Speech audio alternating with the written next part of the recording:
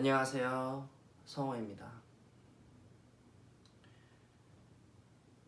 여러분은 힘들 때 어떤 식으로 스트레스를 해소하시나요?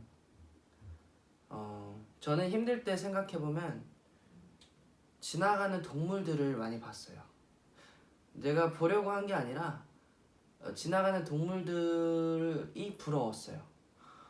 참새, 뭐 지나가는 까마귀, 또 자라, 잉어, 학 이런 동물들이 너무 부러웠어요.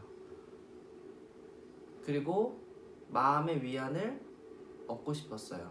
동물들을 보면서 나도 저 생명체들과 다를 바가 없다. 그런데 이토록 인간의 삶이 힘들다면은 도대체 얼마나 인간이란 것이 살아가기 힘든 것인가. 저들처럼 살고 싶다. 이렇게 생각을 하거든요. 제가 회사를 다녔었는데요. 회사에 다녔을 때 한 2, 3년 정도 다니면서 영업직이었습니다. 컨설팅 회사에서 영업직을 하면서 다녔었고 을지로에 당시에 회사가 있었습니다. 그러면 을지로 입구 역에 내리면은 그 공원이 있어요. 그 역에 공원 비슷한 그 숲이 조금 조성되어 있는 그런 공간 같은 게 있잖아요. 점심시간 커피 한 잔 마시면 사람들 수다 떠는 그런 작은 공원이 있는데 출근을 일찍 해서 30분 전에 거기 공원에 들립니다. 그러면 경비 아저씨랑 제가 거기 간 이유는 거기 가면 다람쥐가 있었어요. 다람쥐를 이렇게 자세히 보니까 수십 마리를 이렇게 통로로 좀 돌아다니게 하고 또 다람쥐 음식도 씨앗 같은 해바라기 씨앗을 먹는 모습도 보고 또 달리는 모습도 보고 그렇게 다람쥐를 좀 봤었어요. 그 다람쥐를 보다 보면 진짜 자유로워 보였던 것 같아요. 거기 갇혀있는 다람쥐조차도. 그리고 점심시간이 되면요 청계천을 무조건 갑니다. 출근하기 전에 갈 때도 있지만 청계천에 가면 거기에는 학들이 날아다녀요. 학 비슷한 것들이. 정확히 이름은 모르지만 그 학은요 점심시간에 사람들이 지나다녀도 안 날아가요. 사냥하고 있습니다. 사냥. 그리고 이제 그 어느 빌딩에 학이 4마리가 이렇게 딱 앉아있는 경우가 있었어요. 그러니까 그 빌딩이 아지트인 거죠. 학들의 아지트. 쭉 날아가가지고 어딜 가냐 보니까 한 아지트에서 애들이 있는 것들. 나름의 그 친구들도 루트를 전정하는 데 있어서 이제 루트 파인딩을 하는 거예요. 학도 보기도 하고 또 시간이 있을 때는 저기 중랑천에 가서 가면은 정말 잉어가 이따만 하거든요. 낚시가 금지돼서 잉어가 너무 큰데 그런 잉어들을 보고 있거나 아니면은 한 밤에 한강에 가면은 이렇게 점프해가지고 풍덩풍덩 뛰어올리는 물고기들 그런 것들을 많이 봐요. 왜냐면 삶이란 게 정말 단순하구나. 그리고 또 우리가 살아가는 데 있어서 저들도 저렇게 힘을 얻고 살아가는데 못 살 이유가 없겠다. 이런 생각을 좀 하거든요.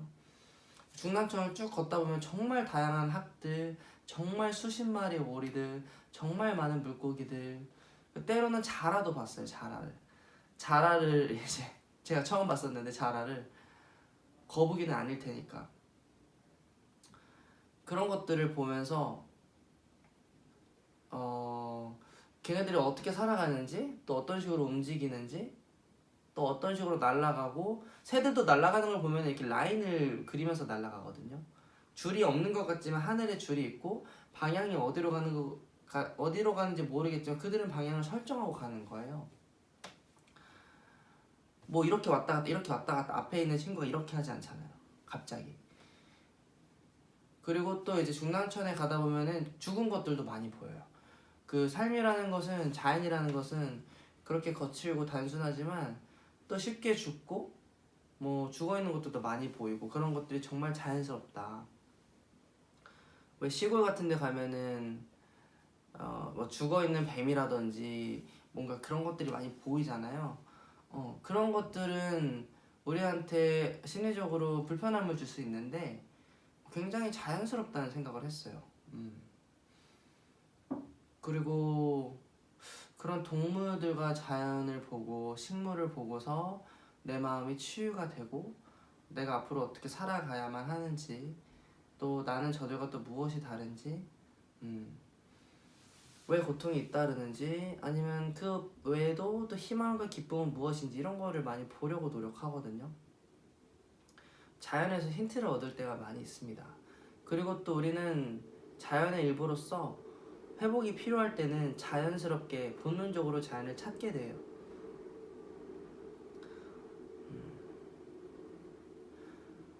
또 이제 정말 관찰력이 제가 뛰어난 걸 수도 있지만 모든 것에 관심이 많아요.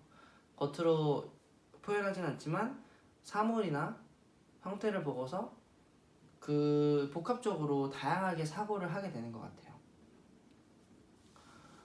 우리가 미움이 많은 사람들은 또 쉽게 무언가를 미워하는 것 같아요.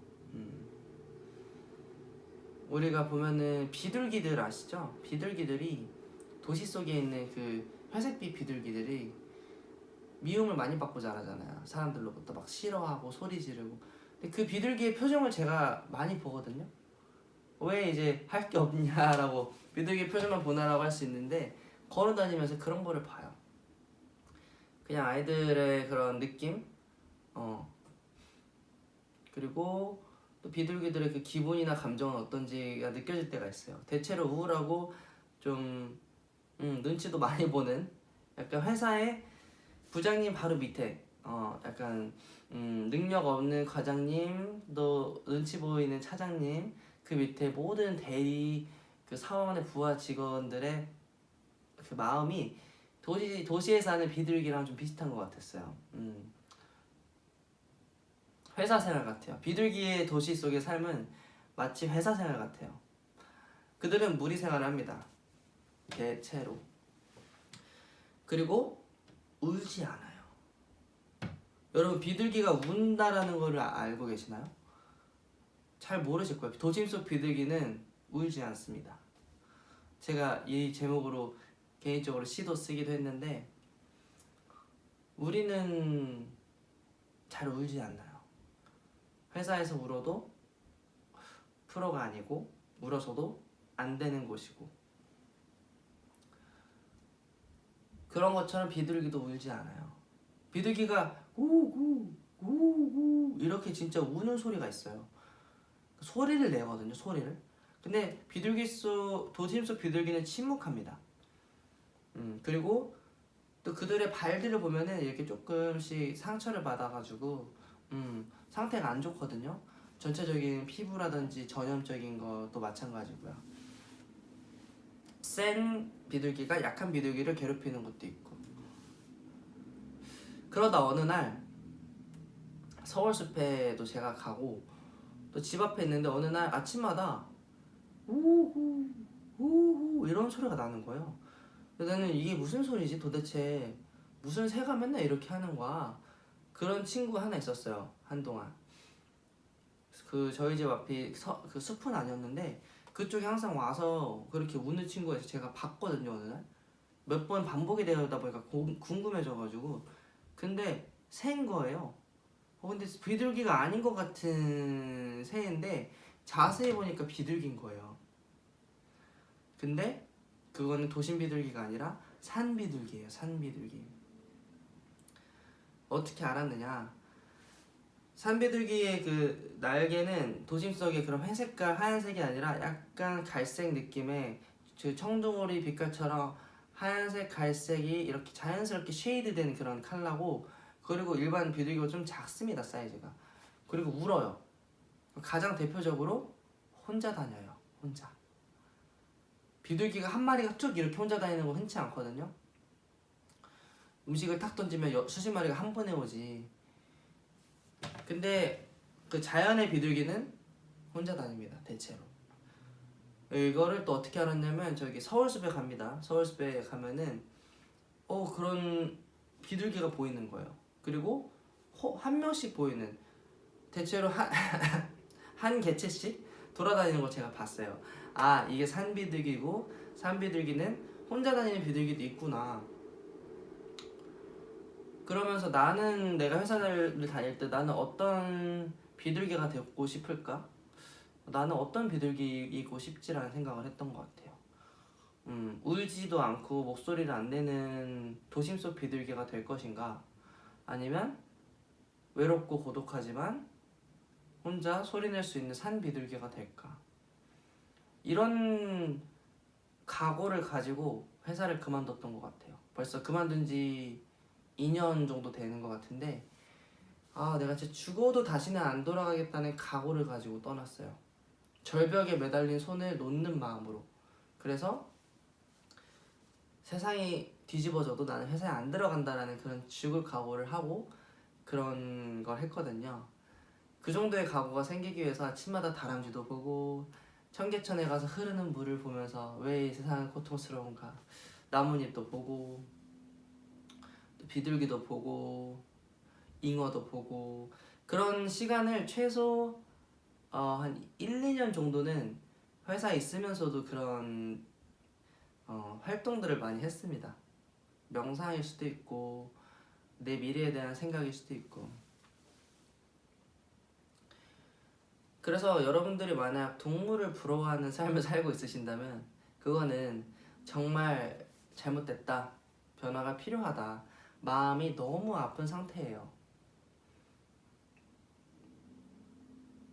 그리고 또 다른 의미로는 나는 그래도 내가 살기 위해서 그런 것들도 보는구나, 나는 그래도 나를 치유하기 위해서 그런 것들을 찾는구나, 나는 그래도 내가 살기 위해서 이런 영상을 보는구나, 이제 이런 영상이 내 귀에 들리는구나, 그런 말들이 내 가슴에 느껴지는구나, 나는 내 인생을 살려고 적극적으로 노력하고 있는구나거든요.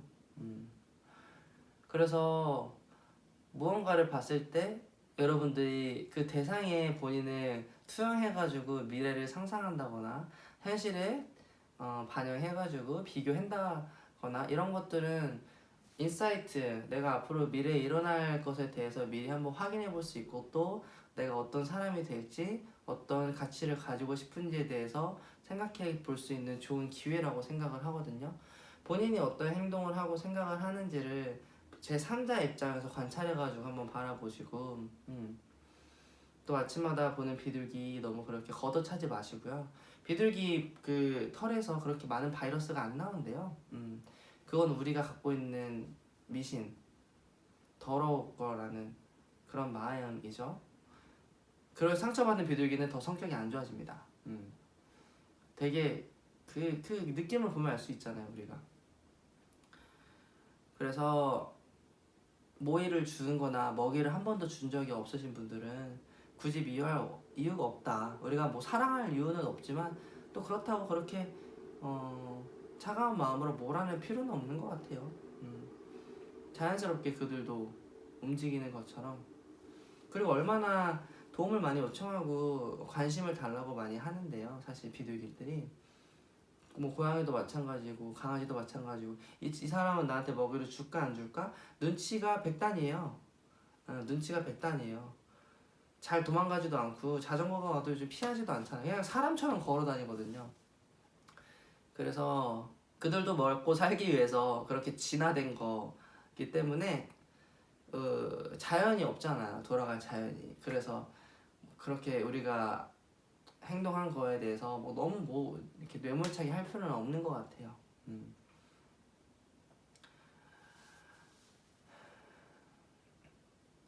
오늘은 여기까지 하겠습니다.